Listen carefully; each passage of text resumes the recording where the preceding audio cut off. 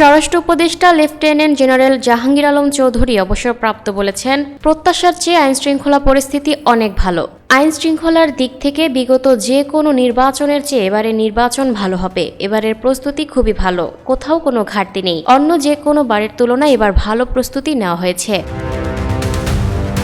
বুধবার বিকেলে সিলেট বিভাগীয় আইনশৃঙ্খলা বিষয়ক মতবিনিময় সভা শেষে প্রেস ব্রিফিংয়ে তিনি এসব কথা বলেন। আসন্ন সংসদ নির্বাচন ও গণভোট উপলক্ষে নগরীর সুবিদ বাজারের পিটিআই অডিটোরিয়ামে এই মতবিনিময় সভা অনুষ্ঠিত হয়। সভা শেষে স্বরাষ্ট্র উপদেষ্টা বলেন, নির্বাচনের কাজে জড়িতরা সব ভালো অফিসার, আওয়ামী লীগের দোসর নেই। এখানে আওয়ামী লীগের দোসর বলতে কোনো কিছুই নেই। এখানে সবাই নির্বাচনের জন্য প্রস্তুত, সবাই খুব ভালো সৎ অফিসার। সুষ্ঠু ও শান্তিপূর্ণ নির্বাচনের প্রস্তুতি এবং পরিকল্পনার কথা উল্লেখ করে স্বরাষ্ট্র উপদেষ্টা বলেন, এবার প্রতিটি ভোটিং সেন্টারে সিসি ক্যামেরা থাকবে, কিছু কেন্দ্রে ড্রোনও থাকবে, এছাড়া বডি ও অন ক্যামেরা থাকবে, ডগ স্কোয়াডও থাকবে। প্রতিটি কেন্দ্রে 10 জন করে আনসার থাকবে।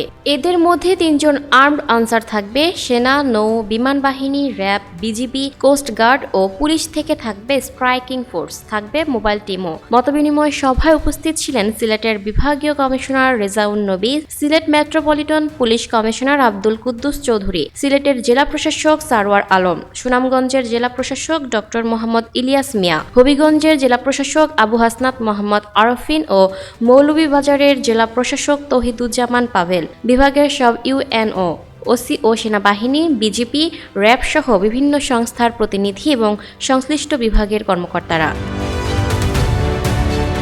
Lucky Akter, people voice television, Dhaka.